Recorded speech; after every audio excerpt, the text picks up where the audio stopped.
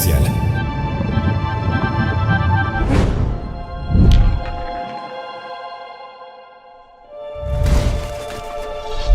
Essoufflé.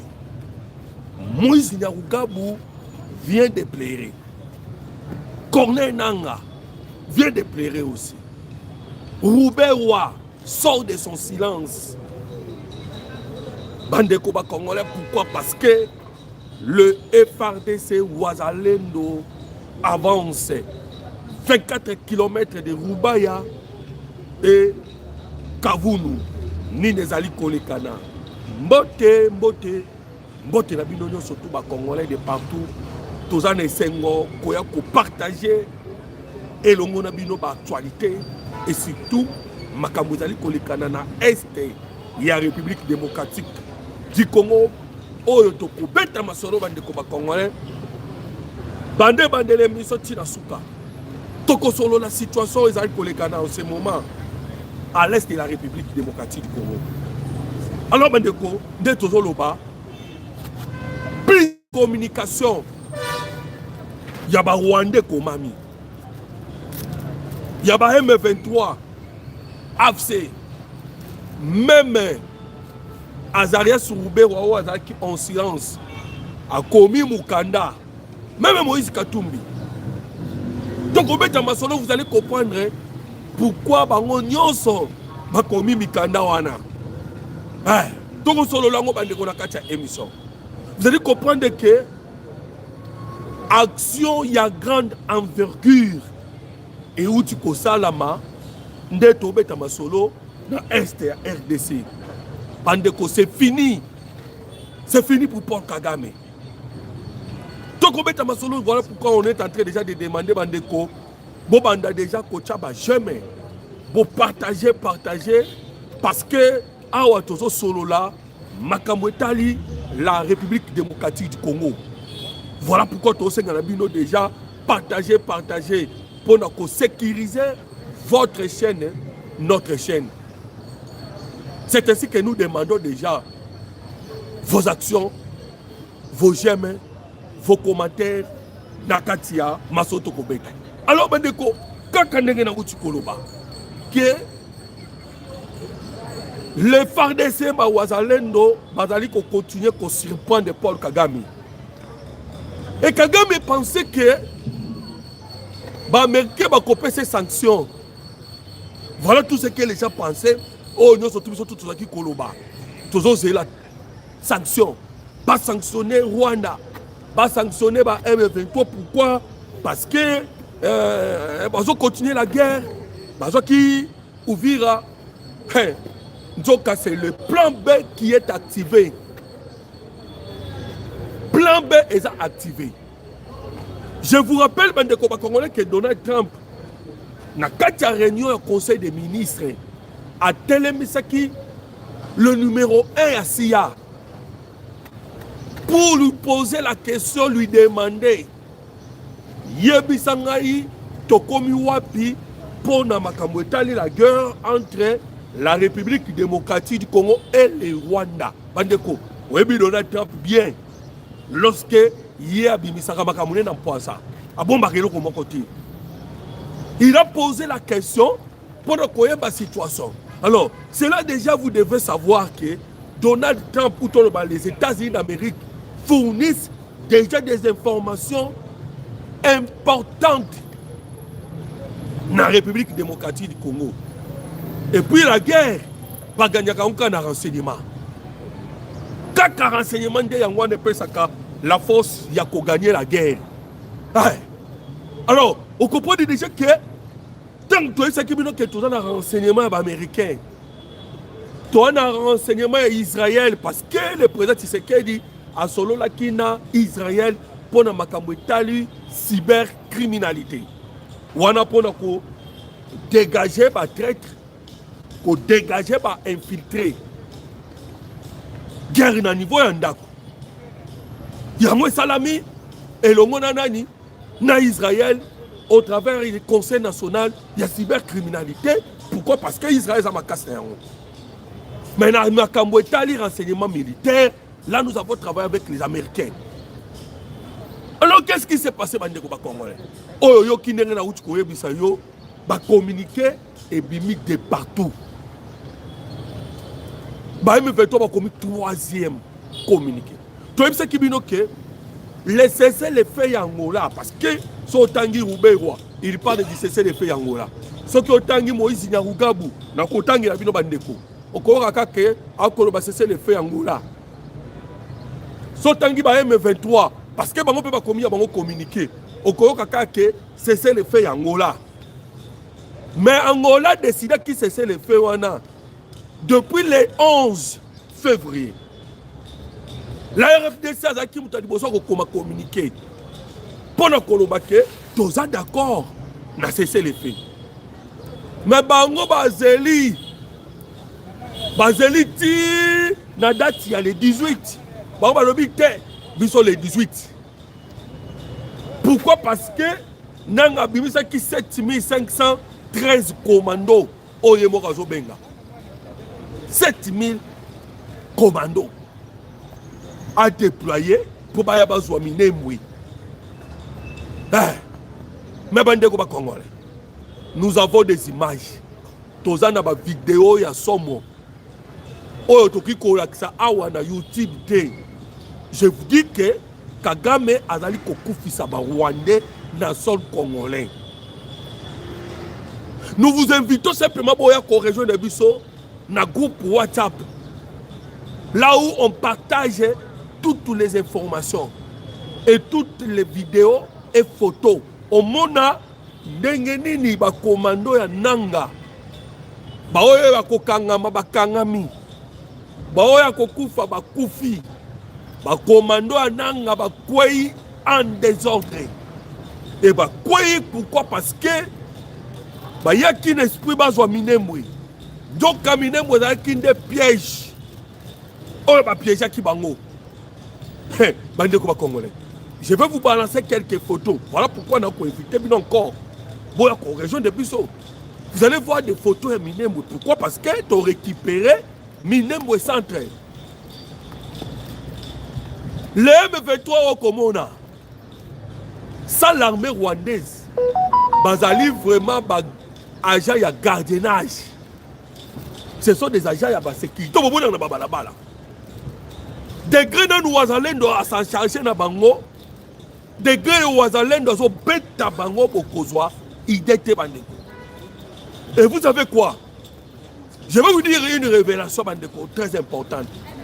Révélation beaucoup importante. Yoka. Et le kwesali que le président Tshisekedi et Evariste Ndayishimiye, ils ont concentré leurs forces pour la récupération ya Minembwe. Parce que récupération Minembwe auto tu kozwa Mobimba, je vous dis, ils allaient coup fatal pour Paul Kagame. Et pourquoi Evariste Ndayishimiye na président Tshisekedi ba consacrer makasi na bango sur la Minembwe bandeko? Je vais vous révéler ezali pona kosilisa Paul Kagame. Oto benginini les hypothèses. Oyo Kagame za otamba nango. Kagame est en train de chercher et le monde ba M23 cause ya basa et la guerre. Ba obtenir ba dialogue, ba obtenir ba négociation. Seul moyen ezalaki kaba kota denge ba seja ki Minembwe. Et puis une erreur. Vous allez voir dans la communication na bango na kotangela bino. Okoyoka bango tout déclaration na bango ezaka ke oh non. Minembwe banyamulengi. Minembwe banyamulengi. Et pourtant Minembwe auto kobeta masolo. Ce sont les Rwandais qui koya lokola ko se réfugier na Minembwe. Mais ils ont trouvé des autochtones. Ils ont trouvé des Congolais. Na Minembwe bikolo no sezali. Ba Fulero bazali. Ba Bembe bazali. Mais tango koyoka Moïse Nyarugabu. Tango koyoka Azarias Ruberwa. Un ancien vice-président ya mboka oyo. Na communication na ye. Il lit directement Minembwe na Banyamulenge. Donc, pour na bazaria sur Ubewa, bandeko ba congolais, tangu ba drone mataka, eta la kalikolo kuna, et le bi awa, banyamulenge bango yo, ba fuilero yango, do drone etala. Vous voyez comment Kagame qui était formé par les Américains, na guerre psychologique, qui veut dire guerre ya lukuta, azo mema ba congolais na narratif, azo mema ba congolais na banzela ba croire que bitumba ba bunda et que minembo ne comme banyamulenge teko congolais. Ata ba commentaire au commentaire par-ci par-là. Sachez-le bien que minembo ezali ya ba rwandais te, ezali pe ya banyamulenge te. Minembo ezali ya ba congolais nyonso. Alors narratif ya bombe zo ko cibler banyamulenge soufflé. Nanga essoufflé. Soit ezate. Nzela oyo bango bakokaki kosala. Nzela oyo bango bayaki koluka. Pour que ba continuer la guerre, siko ils sont chassés de Minembwe. Koto pe ba wazalendo ba kotisi esprit. Ba attaquer na nzela ya ngungu. Et quand vous êtes en ngungu, on a déjà Rubaya. Rubaya déjà on a déjà de loin. Koto pe ba yina nzela Kavunu. Lobby déjà les wazalendo bazaki na Kavunu. Alors vous allez constater que la guerre oyo Paul Kagame a lukaki a okoka yango lisusu te. Bandeko la force ya Kagame ezalaki net o tiko sabino. Ba traître na ba infiltré. Oyo balaki ko travailler longo na ye. Mais déjà le moment où le quoi ba longo li bango. Donc c'est fini pour Paul Kagame. Et c'est li pona ye. Alors, on me dit que maintenant moment oyo ici moko ezate avec Paul Kagame. Maintenant, les Congolais, qu'est-ce que le président Tshisekedi est en train de faire? Secrètement, on est en train de chercher comment pour nettoyer maintenant la rébellion. Tant au monde, Kamouze avait appliqué le même formule où le président Tshisekedi a aussi à l'élo. Ils ont formule en dernier. Tant que guerre comme qui m'a casse, nous allons Désiré Kabila a invité qui Namibie, Zimbabwe, Angola, pour nous appui et pour nous attaquer Paul Kagame. Voilà pourquoi, à l'époque, le Paul Kagame a travaillé et le monde américain, mais déjà, guerre comme qui très difficile pour nous. Le président Tshisekedi a appliqué même principe. La République démocratique du Congo a solo li. Na Tanzanie, to signé un accord bilatéral. Na makambo etali la sécurité et la défense. Après Tanzanie, tu as signé pena Angola. Protocole d'accord. Na makambo etali la sécurité et la défense. Lobby sikoyo bandeko. Tu as signé na Afrique du Sud. Il faut comprendre que na moment où tu as signé déjà dans les pays voisins, les pays tout, tout autour, il y a la République démocratique du Congo, tu as signé les accords pour la paix et la sécurité dans la République démocratique du Congo. Alors, on comprend déjà que Bitumba Otobunda, parce que nous avons une question. Alors, mais comment est-ce que la République démocratique du Congo, Mboka ya makasi lokola Mboka munene, pour nous aussi ça moi rébellion M23, il faut tout ça là bas protocole d'accord, na Mboka ebele belé. Bande ko congolais. C'est parce que la personne en question a qui informé. Azaki informé que RDC Bomona. Lobby, tu vas découvrir des armes fabriquées en Pologne. Des armes fabriquées en Pologne. Namaboko, Yabalani, Namaboko, Yaba M23. Des fusils d'assaut MMS. Namaboko Yanani, Namaboko M23. Alors, vous pensez que les M23 ndenge baza wana ndenge baobunda wana ezaka M23 mais non, la France est derrière, l'Union européenne est derrière. Oui, déjà que l'Union européenne déjà va sanctionner l'Afrique du Sud déjà dans combien de sanctions? 40e déjà. Ah, tu as ma soul. Déjà Afrique du Sud, dans le Russie, 15 paquets de sanctions. Déjà, 15 paquets. On va sanctionner dans le Russie. Mais l'Europe était capable de sanctionner le Rwanda. Vous savez pourquoi? Et alors que la République démocratique du Congo, guerre naïe, et ça n'est pas mort et pelé, qu'on est quand même la Russie. Qu'on est quand même la Russie dans l'Ukraine. Et vous allez constater que sanctions exatées. Sanctions exatées. Pourquoi sanctions exatées? C'est parce qu'ils sont ensemble. Thierry Mariani a fondé qui sont vérité et qui sont. Alors, l'Union européenne va travailler dans Rwanda. Dans Rwanda, dans Butu, dans Moïne, la France a dans Rwanda.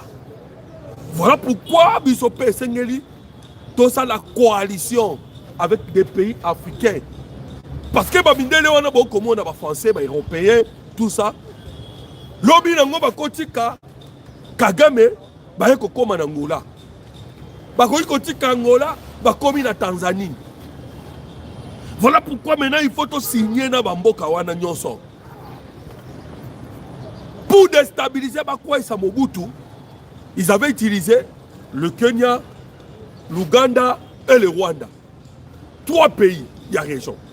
Parce que baïba kenga qui a facilité pour na bango. Alors, comprenez maintenant que la République démocratique du Congo, to solo lina ba pays voisins tout. To signé na bango ba accord bilatéral. Na makambo Italie, la défense et la sécurité. Nous sommes pour mettre la fin na guerre na Est de la République démocratique du Congo. Et Kobo ça n'a pété. Na koyoka communiquer à M23, vous allez comprendre que Makamboza Kobebe la bango. Il suffit simplement Oyoka bango dege ba olela. Vous allez comprendre. Pourquoi? Parce que bazo beta li solo yaba Blackwater. Bazo beta li solo. Bazo beta li solo Burundi. Bango tous ceux qu'on a dit bango, ils sont en colère contre Burundi. Alors, Bandeko, Toloba qui bien avec Paul Kagame, il faut que Nenaye Tina Souka. Bon, on dit déjà que moi, Naya Biarimana, ça déjà on a Congo. Ça fait déjà débat. Pourquoi moi, Naya Juvenal Abiarimana? Autre ben na comme moi Jean-Luc Abiarimana. Aïe na République démocratique du Congo Kosalani. Bon, et puis qu'il les États-Unis d'Amérique, place à Koutanaki, Azalaki na administration Trump. Qu'est-ce qu'il est venu faire en République démocratique du Congo? Déjà, Bandeko, tout besoin à Rwanda. Lobby, il y a eu une réunion secrète. Bandeko, parce que vous avez une réunion secrète, mais comment vous avez connu cela? Dans le lobby, les lotos dans le service de renseignement, Kasi, les Rwandais, na Ougandais. Réunion secrète entre le Rwanda et l'Ouganda, tout autour de leurs frontières. Lobby, agitation totale, trouble. Déjà, Rwanda, bazali ko communiquer, bazo banga la présence de Jean-Luc Abiyarimana. Et ils accusent Tshisekedi. Barbio, Tshisekedi a lingi pété. Ndeni na quelques mois na Abiyarimana. Bandeko, la paix na Est de la République démocratique du Congo égale à le départ de Paul Kagame et de Museveni. Voilà. Aussi longtemps Museveni na Paul Kagame, ba quoi ite. Wane la kisi ke nanu to sisi makambute. Tito kokwa isabango. Alors, quand vous allez maintenant constater que moi na Juvenal Abiyarimana aye poto lukandenge nini tokende kocha démocratie na Rwanda. Le président Tshisekedi alingi alakisa na Paul Kagame ke ye moko Kagame azana monopole ya ko déstabiliser République démocratique du Congo. Il n'est pas le seul.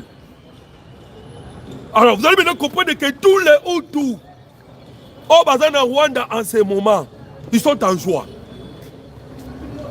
Par rapport à la présence de Biarimana dans la République démocratique du Congo, les Hutus là-bas sont en joie.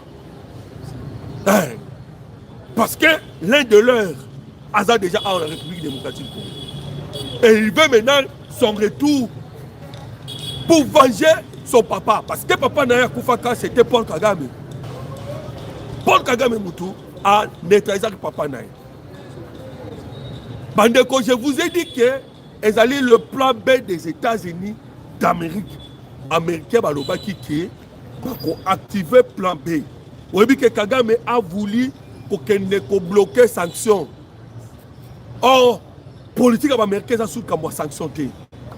Politique américaine, il faut que Kagame ait le pouvoir.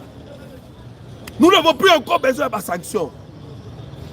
C'est Kagame qui quitte le pouvoir à Biarimana. Ndeko moko akomela kingai.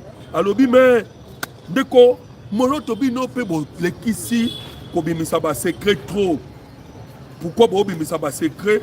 Il y a République démocratique du Congo bo bimisa secret mingi. Mais na moment oyo, ce n'est pas important. Bo bimisa ba secret bandeko, je demande ba chemin na bino bo aimer notre émission. Je vous dis que non, tu vois, Sabino, dossier ya, Banyamulenge, na Mulenge. Mulenge est la montagne d'Abisso. Banyamulenge, ce sont des Rwandais, au Baoutaki, Kunana, Rwanda, Bayaki, Bakimaki Guerre, Bamisu Babotami Awa, Bami Pesi Kombo, Bazali Banyamulenge. Mais ils ont trouvé des Congolais dans Mulenge. Alors, pourquoi j'ai dit cela? Toutes ces révélations, bon, on a tout ça. Makambu oye batama oto oloba oyo ba wande balingaka yango te. C'est comme si to fungola mémoire ya ba congolais ba comprendre que quand on parle de Mulenge ezali ya ba kolo nyonso. Ils ne doivent pas lier Mulenge pas avec le Banyamulenge.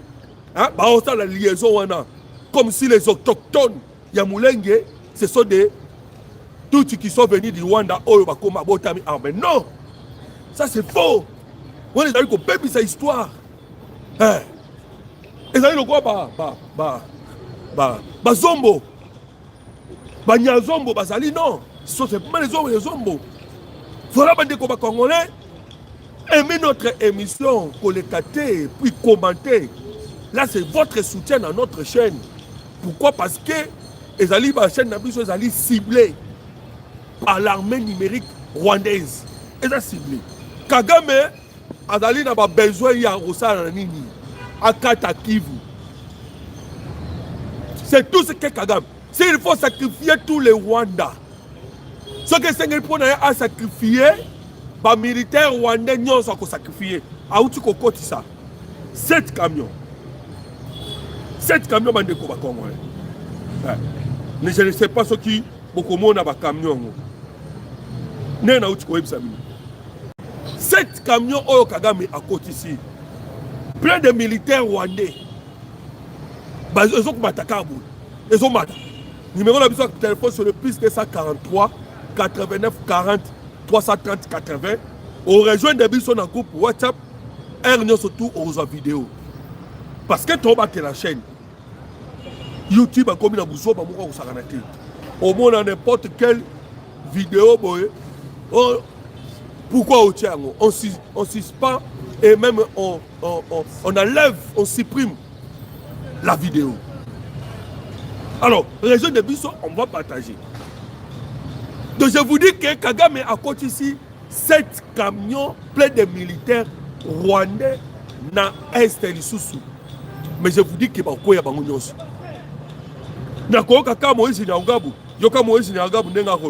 Alobi, c'est 18D qui devait être l'entrée en vigueur du cessez-le-feu pour Nabango. Cessez-le-feu, c'est le 18. Hein? Azole là pourquoi? Que cessez-le-feu, c'est le 18. Mais comment Alobi? La coalition a lancé des attaques et bombardements massifs sur tous les villages de Minembwe. Je crois bien, sur tous les villages de Minembwe, créant des incendies à Karongi, Kalingi, des victimes de bombes, ainsi que dans d'autres villages. Alors, moi mon problème c'est quoi? On a communiqué il y a Moïse Nyarugabo. Parce qu'elle est là. Mais le problème est des années.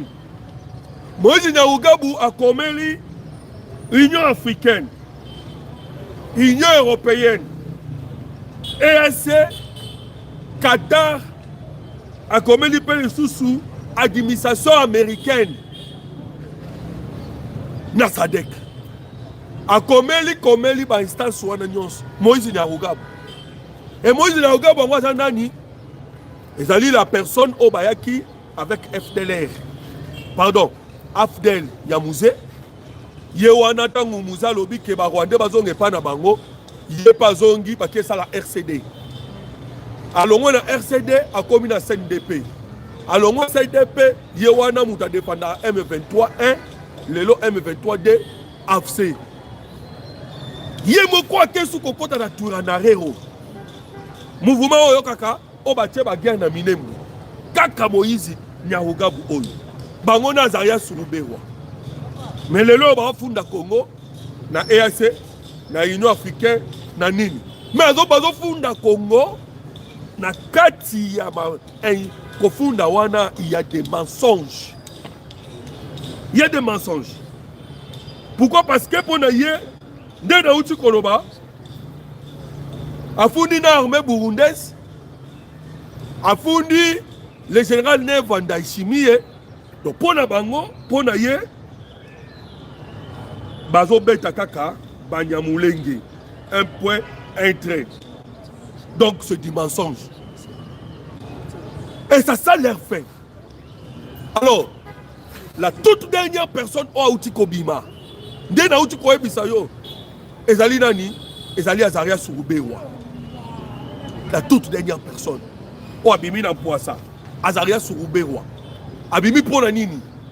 Azaria Surubewa, Abimi, pourquoi on va perdre Minembwe? Bandeko, nous avons récupéré la totalité ya Minembwe. Ah, Sikoyo, la semaine passée, le samedi, tant qu'on a ça qui émission, on a eu ça qui bino que tozwa ki 90% ya Minembwe. Ah, Sikoyo, tozwi 100% ya Minembwe. Le FARDC Sikoyo, ba Teminduki, pour na koya kokende Sikoyo, ko beta Goma na Bukavu. Et on va commencer par Bukavu. Pourquoi? Parce que na uti koye bisayo, lobby tozalaki na Kavunu avec les Wazalendo. Bazalaki na Kavunu.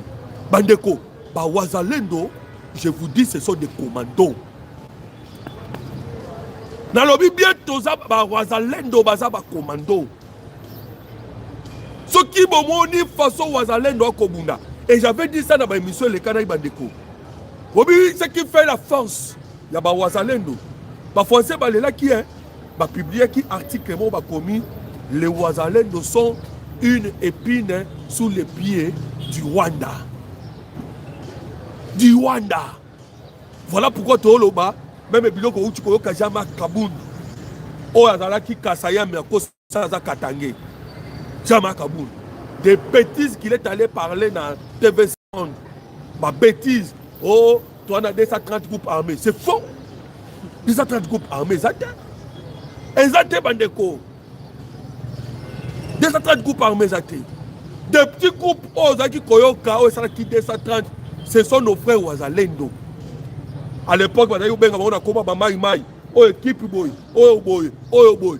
Des Salaki qui va belé. Mais les loyaux, on nyoso basangani. Ce qui fait que la France a Zaki Kokamwa. France a Zaki Kokamwa Koloba, mais devenini, Wazalendo Bazako Bunda entre Bango. À l'époque, quand ils étaient Maïmaï, mais tant que guerre au bandi, Batiki Manamo Kobunda entre Bango, contre Bango, Bango, tout Bassé Sangani contre AFC M23. Basangani Bango surtout. Alors comprenez que les Wazalendo sont des commandos. Ça, c'est un article français. Bazo kamwa, Jara Bitumba, Wazalendo, Babunda. Babi, c'est Wazalendo, Bazana moral ya likolo. Et vous savez qu'est-ce qui fait que Wazalendo moral est à likolo? C'est parce que Bandeko, Wazalendo, Wana Wazobunda, ma père de papa, ma père de maman, ma père de yaya, Soyez Sanga Mouta Bunda Bongo. Abu Kenta Bitumba Zongi, Akuti, Moka Mobimba Babomi. Esprit ne vous en déni. Esprit ne vous en déni. Mouta Kenda Mona Misunae, Viola Papa, Bamona Misunae. Esprit ne vous en déni. Viola, papa, Viola Maman, na Misunae. Babomi, papa, maman, peut pas violer, na Misunae. Esprit ne vous en déni. Alors vous comprenez que majorité de Bango Sakabane a 20 ans, 25 ans. Majorité. C'est ça Ajuana. Voilà pourquoi Bazali Kobunda Bitumba je vous dis que sans cesse. Guerre au Ekozonga na Rwanda. Ekozonga na Rwanda. Alors la France, Bauti qu'on doit décision, Batindi ba délégation na Bango. Pour la Kolamba, la possibilité d'ouverture, il y a l'aéroport de Goma, Mokozamboka, Félix Antoine Tshisekedi. Nous savons que tu es en Belgique. Dans Robert Terminal Solo, le pourquoi président Tshisekedi est en Belgique, mais toi, c'est un président.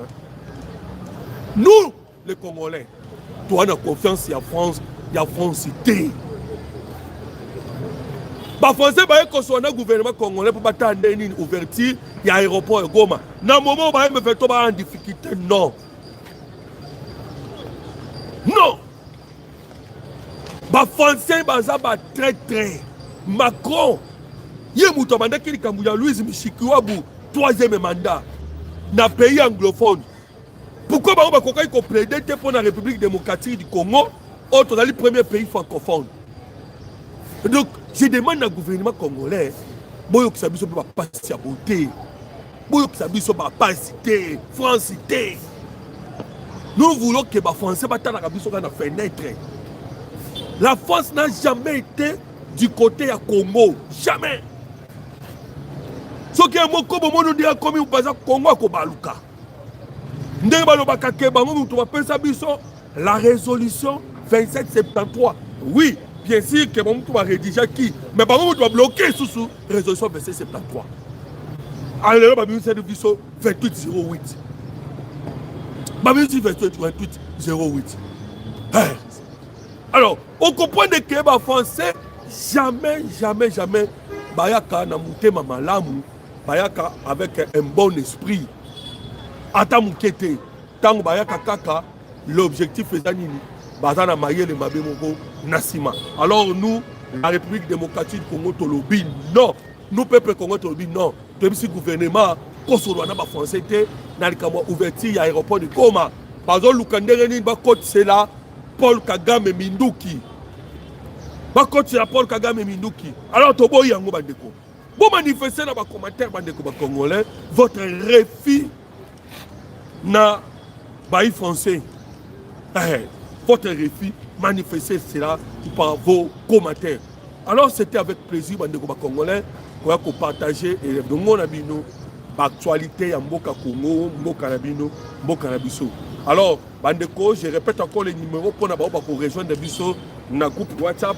Le numéro est Ali Moko, c'est le plus 243 89 40 330 80. Je dis, je vous remercie. Que Dieu vous bénisse.